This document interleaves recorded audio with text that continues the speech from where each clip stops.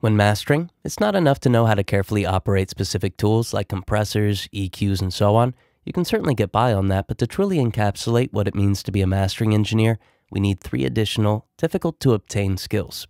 First is a form of critical listening specific to mastering. Second is deep historical knowledge of musical timbres for at least a few genres, meaning you know how and why albums of a specific genre and over the past few decades sound the way that they do. Lastly is the ability to imagine a sound before it exists. In other words, you need to know what you want to make a mix into before you begin shaping it, or at the very least, have a good idea. This one is a lot more difficult than it sounds. Now, watching this video won't give you these skills. These are things that you endlessly develop over your career. But knowing how to focus your energy and attention should be incredibly helpful. So, let's cover what you need to become a mastering engineer. Starting off, let's cover critical listening for mastering. Now, critical listening when you're mastering can be broken down into 5 categories. First is dynamics, or the ratio and relationship between quiet and loud passages. Next is loudness, and that's as it relates to the overall track. Then there's timbre, which is the overall track's tonal characteristics. Next is width, or the ratio of the perceived centered and the distinctly left and right signal. And lastly, we have depth, which is the ratio of perceived background to foreground signal. Now, if the track is too dynamic, then the quieter details will become difficult to hear on most consumer playback systems. If it's too compressed, the listening experience will quickly become fatiguing. The track's overall loudness is inherently connected to the dynamics. For example, if I have identical mixes with identical peak values, except one is less dynamic than the other, the less dynamic track will have to be louder. When it comes to mastering, compressors, but more often maximizers, limiters, and clippers affect these 2 categories.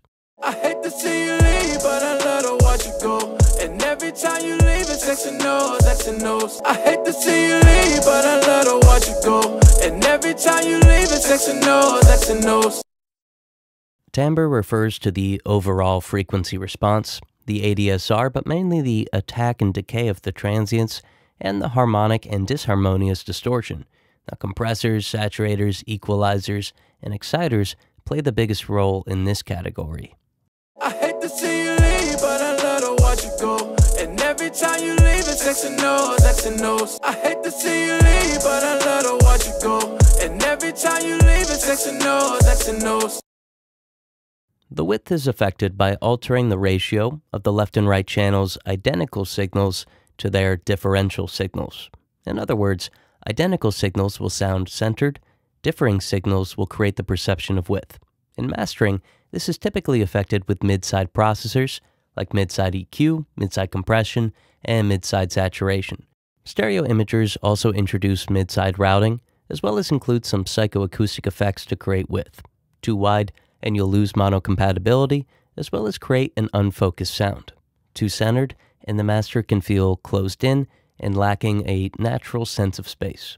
I hate to see you leave, but I love to watch you go. And every time you leave, it's X and O's, X and O's. I hate to see you leave, but I love to watch you go. And every time you leave, it's X and O's, X and O's. Depth is arguably the most complex category. On the surface, it's the relationship between audible foreground and background signals, or the dry and the wet signals.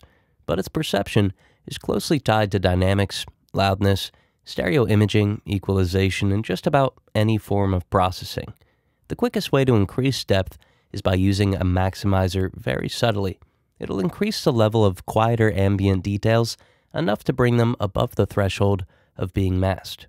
Now, once they're audible, the listener has a reference for the background in relation to the foreground. Subtle amplification to the side image in the mid-frequency range can also increase a sense of depth. I hate to see you leave, but I love to watch you go. And every time you leave, it's X and O's, X and O's. I hate to see you leave, but I love to watch you go. And every time you leave, it's X and O's, X and O's. Make mixes that accurately translate what you hear in your head without years of practice or expensive plugins. Seriously though, when people work with us, they get results. That's why major industry professionals like Keith Urban's producer, Aaron Schurz, works with us, Grammy Award-winning AJ Castillo, Billboard #1 charted artist Megan Lindsay, Grammy Award-winning artist Toolis, The Voice singer Cody Ballou, Grammy-nominated producer Tyler Kane, Warner Music artist Ricky Young, and the list goes on. Why waste your time creating mixes that look like this when you can instantly fix the problem by working directly with professionals who have already done what you're trying to do? Watch this entire video, and at the end, learn how you can start making mixes that accurately translate what you hear in your head. While listening to the mix and considering what processing to add, the genre needs to be heavily considered. For example, say I'm working on EDM, and the kick, the snare, and the pluck of the synths are all intentionally aggressive. Would using tape emulation make any sense? Probably not. The subtle wave shaping and the attenuation to high frequencies would counteract the intentional aggressive elements. Instead, a clipper would be a better choice for saturation since it imparts distortion to each transient, retaining the intended aggression.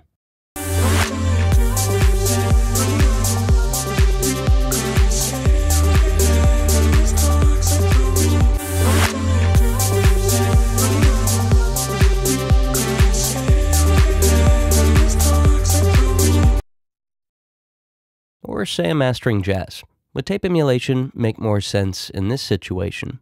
Absolutely. It would make a great alternative to limiting, as the peaks are gradually attenuated and shaped in a manner indicative of the era in which the genre was at its peak. Now, I could even tune the emulation to the settings that best emulate the machine that would be used when this particular style of jazz was most popular. Meanwhile, a clipper would be a horrible decision. I don't want to impart aggressive distortion to transients, nor do I need to make this track reach a loudness that would necessitate clipping.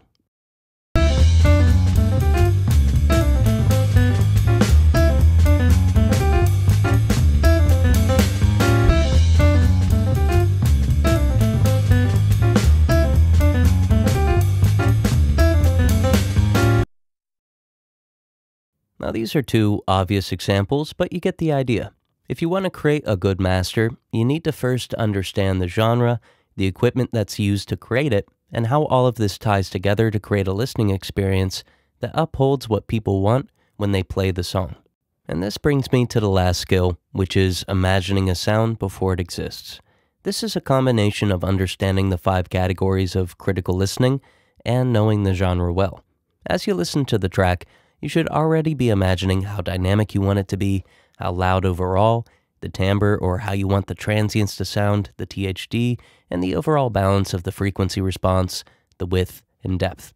Meanwhile, you need to check if this works within the genre that you're working on. For example, if I'm imagining a wide stereo image, but I know that the EDM track that I'm working on is going to be played in clubs that have multi-speaker mono playback systems, I should reconsider how wide I want to make it. Or say I want a pop song to be bright and aggressive, but I know that it's going to be played mainly over earbuds. I need to be careful not to make it too bright or it's going to sound harsh for most listeners.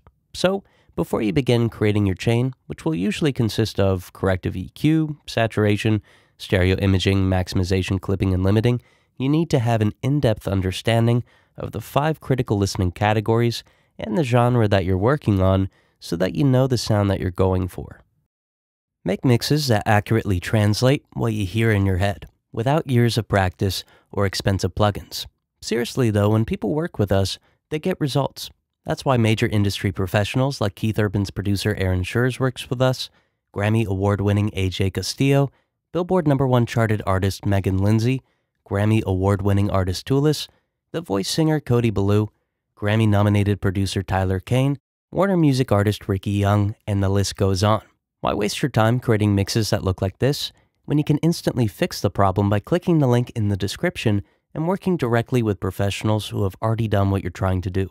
We've helped 2,346 clients make mixes that accurately translate what they hear in their heads without years of practice or expensive plugins, and it'll work for you too. Click the link in the description and get direct access to us for custom analog mastering, one-on-one mixing feedback, in-depth mixing and mastering courses, and our thriving community. Click the link in the description now to start making mixes that accurately translate what you hear in your head.